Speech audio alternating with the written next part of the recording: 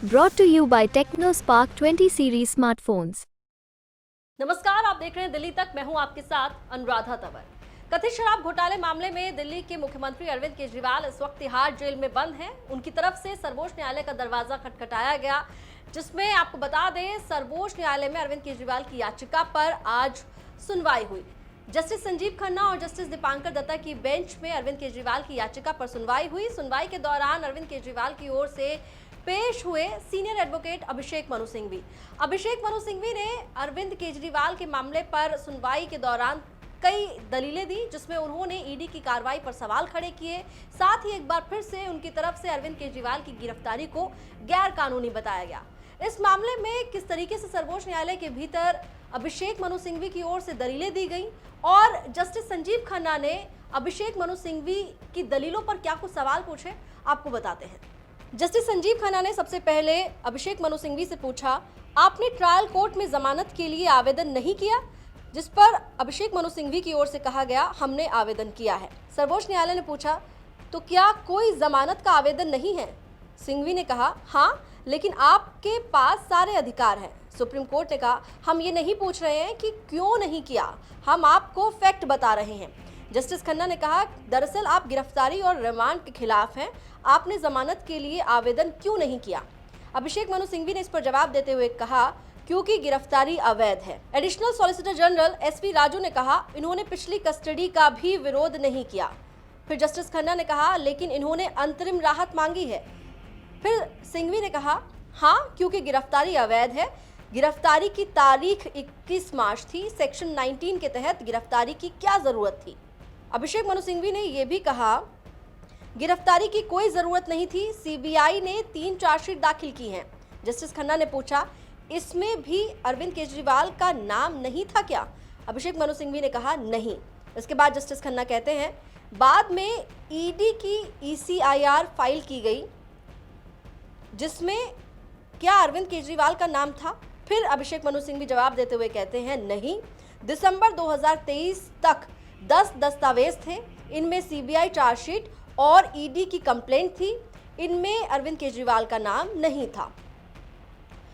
फिर जस्टिस खन्ना कहते हैं, इस मामले को भूल जाइए, नॉर्मल केस ले लीजिए। एक आदमी को गिरफ्तार कर कोर्ट के सामने पेश किया गया, पुलिस कस्टडी के लिए एप्लीकेशन दी गई, उन्होंने कस्टडी के लिए आधार भी बताया, कोर्ट ने कस्टडी देने का फैसला किया। शुरुआत में जमानत के लिए जिन दस्तावेजों को जांचा जाता है वो पुलिस डायरी में होती हैं और वो दस्तावेज जो तब तक इकट्ठा किए गए होते हैं। इस पर अभिषेक मनु सिंघवी कहते हैं, ये परंपरागत बेल है, आप कृपया सेक्शन 19 देखिए। सिंघवी ये भी कहते हैं कि 3 स्टेज होते हैं, दस्तावेज, विश्वास करने का कारण और आरोपी होना।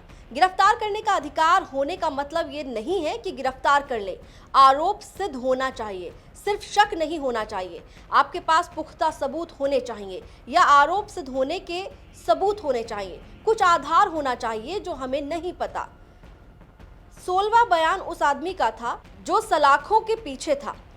जब वो गवाह बन गया, यानी कि अप्रूवर बन गया, तो बाद में उसे बेल मिल गई। ऐसे में उसका बयान आधार खो देता है। ये बयान पिछले साल जुलाई में लिया गया था। उन्होंने केजरीवाल को मार्च में गिरफ्तार किया। हम ये नहीं कहते हैं कि मुख्यमंत्री को इससे छूट है, लेकिन क्या उसके पास अधिकार भी कम है? इस पर जस्टिस खन्ना कहते हैं, हम समझ रहे हैं कि आप पीएमएलए के सेक्शन 19 पर फोकस कर रहे हैं, कड़ी परीक्षा है, देखते हैं कि विजय मदन लाल चौधरी का फैसला क्या कहता है। सिंघवी इस पर कहते हैं, लेकिन ध्यान रखिए कि केजरीवाल आरोपी नहीं है। 24 मार्च तक उन्होंने यही कहा था कि मैं ना तो आरोपी हूं और ना ही संदिग्ध। कुछ बयानों की अफवाह थी, जैसे राघव शरत रेड्डी, इलेक्टोरल बॉन्ड का नाम सामने आया, उनके पिता ने भाजपा ज्वाइन कर ली। अगर आप गवाह बनते हैं तो निश्चित तौर पर कुछ मिली भगत है। जस्टिस खन्ना कहते हैं, यथार्थ की बात करते हैं, आपको चार्जशीट नहीं किया गया। सिंघवी कहते हैं, कई बयानों में केजरीवाल नाम नहीं लिया गया, कोई नए दस्तावेज नहीं थे, इन्हें मनीष सिसोदिया केस में दिखाया गया था, केजरीवाल को अब अरेस्ट किया गया, अब नया क्या था? सेक्शन 50 के तहत ये बयान दर्ज किए गए, इनमें मेरा नाम नहीं, यानी कि अरविंद केजरीवाल का नाम नहीं था, सिर्फ एक बयान को छोड़कर।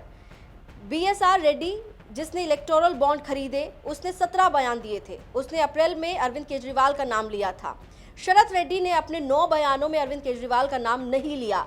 अरविंद केजरीवाल का नाम विश्वास ना करने वाले दस्तावेज में डाल दिया गया। ये चूहे बिल्ली का खेल जैसा है। शरद रेड्डी ने अरविंद केजरीवाल का नाम 10 अप्रैल तक नहीं लिया था, लेकिन क्या ईडी ने उसके 10वें बयान पर भरोसा करने की वजह बताई?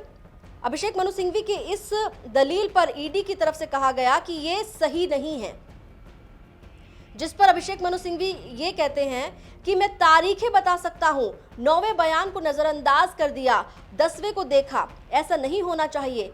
बुच्ची बाबू, मुगंटा राघव, इनके 5 बयान देख लीजिए। क्या तारीख है? दिसंबर 2022 से जुलाई 2023 तक। इन्होंने मार्च 2024 में गिरफ्तारी क्यों की? वो कोई आतंकवादी नहीं है।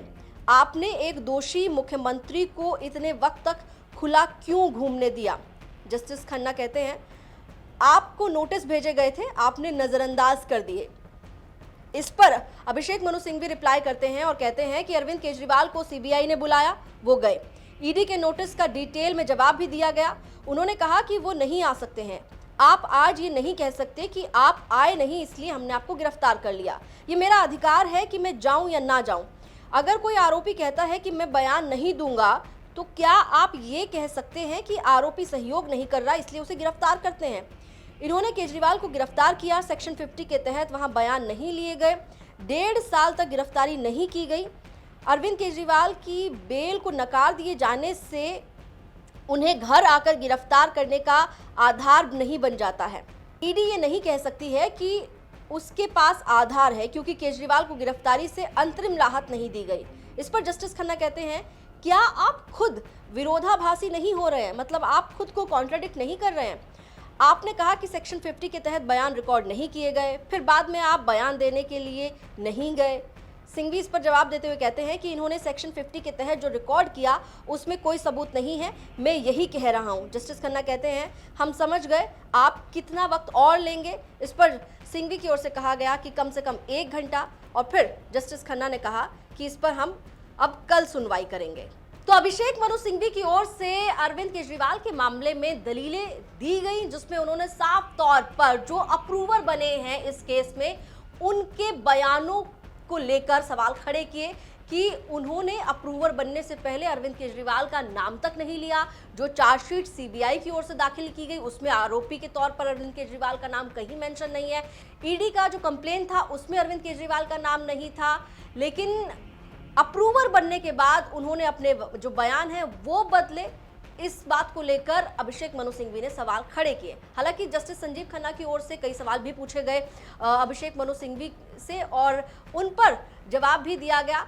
इस मामले में अब अगली सुनवाई जो है वो कल होगी। कल सुप्रीम कोर्ट में अरविंद केजरीवाल की याचिका पर हियरिंग रिज्यूम होगी, और कल देखना होगा कि क्या कुछ दलीलें और अभिषेक मनु सिंघवी की ओर से दी जाएंगी, क्योंकि उन्होंने कहा था आज भी कि अभी उनकी दलीलें खत्म नहीं हुई हैं। उन्हें दलीलें खत्म करने में कम से कम 1 घंटा से 45 मिनट का समय लग सकता है, जिसके बाद जस्टिस संजीव खन्ना ने कहा कि अब इस मामले को हम कल सुनेंगे। अब देखना होगा कि सिंघवी क्या कहते हैं और सिंघवी के दलीलों पर ईडी क्या रिप्लाई करता है, और फिर सुप्रीम कोर्ट की ओर से क्या फैसला दिया जाता है।